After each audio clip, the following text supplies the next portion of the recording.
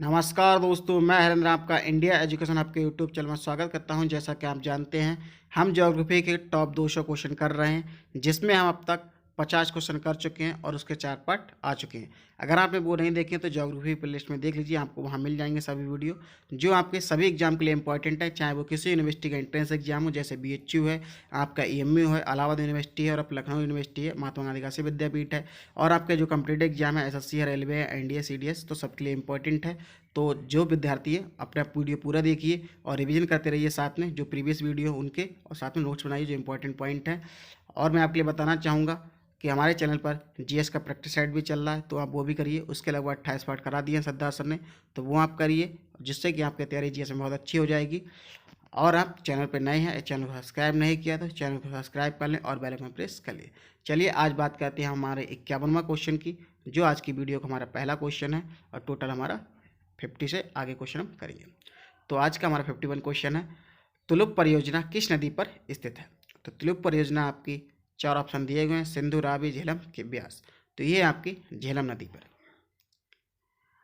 इसमें आपका रावी और जो आपका झेलम है, रावी झेलम, ये आपकी चिनाव नदी में मिल जाती है, यानी इनका संगम स्थान चिनाव है।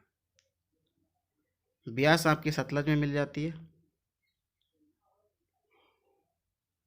और सतलज भी आगे रावी रावी और आपका झेलम और सतलज, ये तीनों चिनाव में मिलती है। और चिनाव आगे मिल जाती है सिंधु नदी में,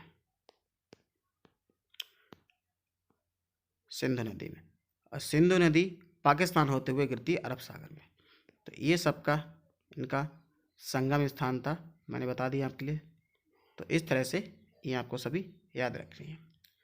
झेलम नदी आपकी निकलती है जम्मू कश्मीर से, आपकी जो आपकी शेषनाग झील है वहाँ से, जम्मू कश्मीर में शेषनाग झील है, वहाँ से आपकी झेलम नदी निकलती है बैरीनाग झील के पास में। तुलुप परियोजना है आपकी जम्मू कश्मीर में।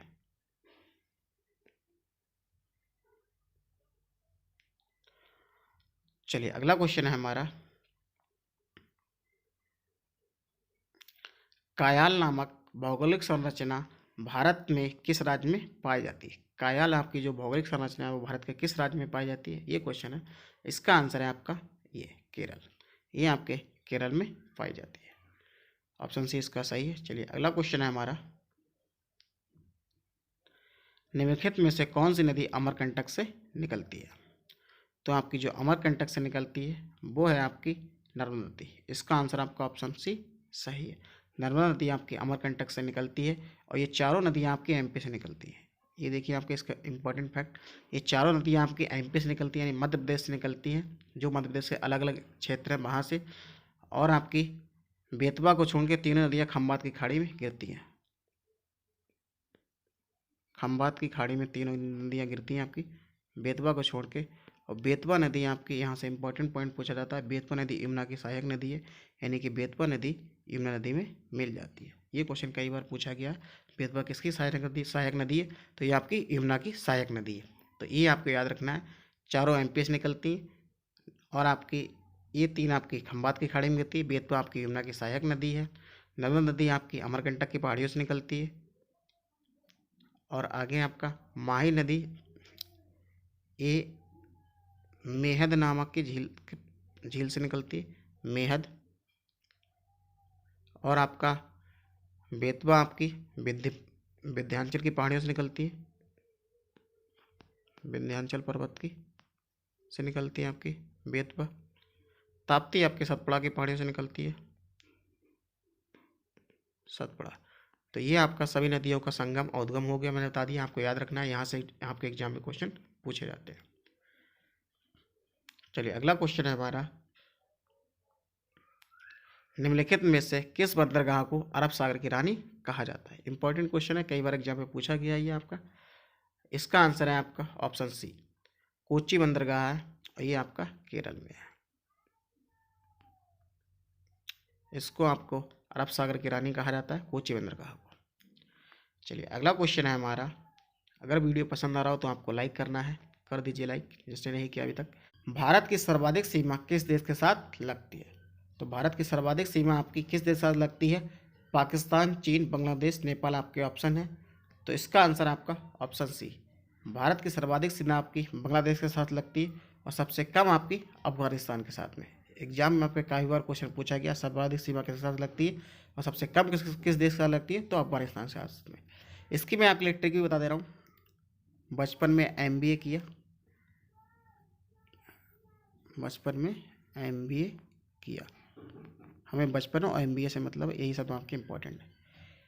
ये देखिए आपका बांग्लादेश हो गया, चा से आपका चीन हो गया, पा से आपका पाकिस्तान हो गया, ना से आपका नेपाल हो गया। ये आपका सीमा का घटता क्रम है। सबसे अधिक आपकी बांग्लादेश से लगती है, उसके बाद चीन से लगती है, उसके बाद पाकिस्तान से, उसके बाद नेपाल से। अब आपका आगे बचा MBA। M से आपका म्यांमार हो गया, म्यांमार हो गया। B से आपका भूटान हो गया, भूटान। ए से आपका अफगानिस्तान हो गया। मैंने बताया आपकी अफगानिस्तान से सबसे कम लगती है, सबसे लास्ट में, और सबसे अधिक लगती है बांग्लादेश की, जो सबसे शुरू में है। सीमाओं का एक घटता क्रम है, शुरू से लेकर लास्ट तक घटता जाता है। सबसे पहले सबसे ज़्यादा लगती है, सबसे लास्ट में सबसे कम। तो अफगानिस्तान से भारत की सीमा सबसे कम लगती है।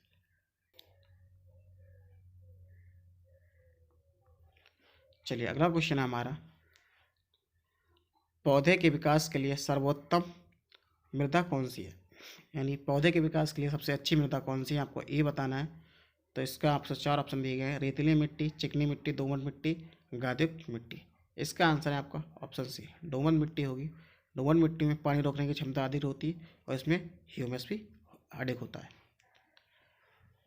चलिए अगला क्वेश्चन है हमारा, भारत के निम्नलिखित क्षेत्रों पर विचार कीजिए। देख लीजिए, आपको उत्तर पूर्वी हिमालय, पश्चिमी घाट और पूर्वी घाट, इन पर विचार करना है और बताना है नीचे उपरोक्त में से किस क्षेत्र में उष्णकटिबंधीय वर्षावन पाए जाते हैं।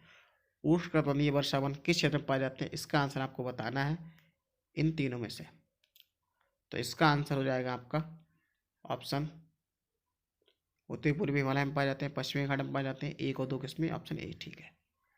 क्योंकि उष्णकटिबंधीय वर्षावन जब वहाँ पाए जाते हैं जहाँ पर सर्वाधिक वर्षा होती है, तो आपकी जो सर्वाधिक वर्षा होती है वो उत्तरी पूर्वी हिमालय और पश्चिमी घाट में सर्वाधिक होती है।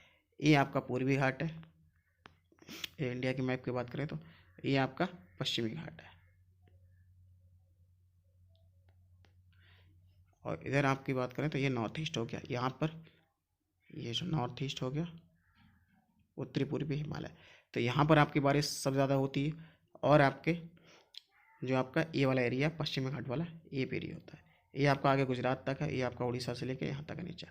तो ये आपका इस एरिया आपकी बारिश सबसे ज़्यादा होती है, क्योंकि इसमें बारिश का मौसम होता है, वर्षा ऋतु उसमें भी होती है और आपके लौटते हुए मानसून से भी बारिश होती है, जो आपकी सर्दियों में यहाँ काफ़ी बारिश होती है। तो इस उष्णकटिबंधीय वन्य आपके इस एरिया में पाए जाते हैं और यहाँ पे पाए जाते हैं। यहाँ पे आपको पता ही है सर्वाधिक बारिश मेघालय के मानेसराम में होती है। तो ये भी क्वेश्चन आपके एग्जाम के लिए इम्पोर्टेंट है। मानेसराम जो मेघालय में, वहाँ सर्वाधिक वर्षा होती है, वो आपका मेघालय आपका नॉर्थ ईस्ट में पड़ता है। तो इसका आंसर हो गया आपका ऑप्शन ए, 1 और 2। चलिए अगला क्वेश्चन है हमारा, पुष्कर घाटी से निकलने के बाद लूनी नदी कहाँ समाप्त हो जाती है। जो लूनी नदी है वो कहाँ समाप्त हो जाती है, तो इसका आंसर है आपका ऑप्शन बी, कच्छ के रण में लूनी नदी समाप्त हो जाती है और पुष्कर की घाटी है आपकी अरावली की पहाड़ियों में। अरावली ये है आपकी राजस्थान में, ये है आपकी राजस्थान में।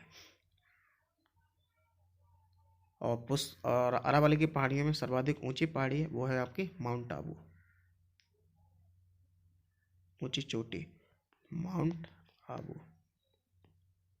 ये भी आपका राजस्थान में कई बार पूछा गया है। और माउंट आबू पे एक आपका मंदिर है, जैन मंदिर, जिसे कहते हैं दिलवाड़ा मंदिर, जो जैनों का है, ये आपका दिलवाड़ा मंदिर। तो ये आपके एग्जाम में पूछा जाता है दिलवाड़ा का मंदिर कहाँ है। ये जैन धर्म के अनुयायियों के लिए, और ये आपका राजस्थान में है। तो और अरावली पहाड़ियों पर स्थित है। तो इस तरह से आपके क्वेश्चन आपके घुमा के पूछ लेगा, तो आपको सभी क्वेश्चन के आपका आंसर देने जितने मैंने आपके ऑप्शन बताए। तो आपकी लूनी नदी आपकी कच्छ के रण में समाप्त हो जाती है, जो आपकी निकलती है अरावली की पहाड़ियों में आपकी पुष्कर घाटी से। चलिए अगला क्वेश्चन है, वही देख लिए, माउंट आबू यहाँ था भी। चलिए अगला क्वेश्चन है हमारा, चिड़िया लॉ खदान कॉम्प्लेक्स है वो किस राज्य में है? बिहार, छत्तीसगढ़, झारखंड, उत्तर प्रदेश। तो इसका आंसर है आपका ऑप्शन सी, ये आपका झारखंड में है। आखिरी क्वेश्चन है, आप देख सकते हैं मंगल शब्द किस प्रकार की वनस्पति के लिए इस्तेमाल किया जाता है? जो आपका मंगल शब्द है वो किस वनस्पति के लिए प्रयोग किया जाता है? तो इसका आंसर है आपका ऑप्शन सी, मंगल शब्द आपका मैंग्रोव वनस्पति के लिए प्रयोग किया जाता है। और मैंग्रोव वनस्पति आपके दलदली इलाकों में पाई जाती है और भारत में पाई जाती है सुंदरबन डेल्टा में। जो आपका सुंदरबन वाला एरिया है उसमें आपका मैंग्रोव वनस्पति पाई जाती है। तो इसका आंसर है आपका ऑप्शन सी। और आपका सुंदरबन किस राज्य में, ये आपको कमेंट करके बताना है। सुंदरबन का डेल्टा सबसे बड़ा डेल्टा है, ये आप जानते होंगे। अगला क्वेश्चन का आपको आंसर कमेंट बॉक्स में देना और कल मैं यहीं से शुरू करूँगा आपके लौह तत्व की मात्रा के आधार पर कौन सा लोहा सर्वश्रेष्ठ है। इसमें से 4 ऑप्शन दिए गए हैं, कौन सा इसका आंसर है आप कमेंट करके बताइए। और बाकी जितने आपसे क्वेश्चन पूछे गए उनके भी आंसर दीजिए आप। और इसमें जो इंपॉर्टेंट फैक्ट है वो आप नोट करते जाइए, जो रिवीजन में आपकी काफ़ी हेल्प करेंगे, क्योंकि ये सीरीज आपकी टॉप 200 की है। टॉप 200 जो महत्वपूर्ण क्वेश्चन है आपके वो मैं करा रहा हूँ, जो किसी भी एग्जाम में आपके आएंगे। हर एग्जाम में लगभग यहाँ से देखिए सेम क्वेश्चन भी पूछे जा सकते हैं। और जो फैक्ट बता रहा हूँ वहाँ से तो पूछे ही जाएंगे, क्योंकि वहाँ से क्वेश्चन बनते ही हैं, तो वही आपके लिए बताता हूँ। तो अगर आप 200 क्वेश्चन के सभी वीडियो देख लेते हैं तो आपकी ज्योग्राफी में काफ़ी अच्छी पकड़ हो जाएगी। बस आपको एक बार रिवीजन करना होगा, फिर आप किसी भी एग्जाम के लिए ज्योग्राफी पढ़ रहे हैं तो आपकी अच्छे से क्लियर हो जाएगी। आपको बार बार पढ़ने की जरूरत नहीं है, बस आप रिवीजन करते रहिए अच्छे से अपने आप से, और बाकी आपकी ज्योग्राफी बहुत अच्छे से कमेंट हो जाएगी। चलिए मिलते हैं इससे अगले पार्ट में, तब तक की नमस्कार। अगर चैनल को सब्सक्राइब नहीं किया तो चैनल को सब्सक्राइब कर लें और बेल आइकन प्रेस कर लीजिए। और इस वीडियो को अपने दोस्तों के साथ में शेयर करना ना भूलें।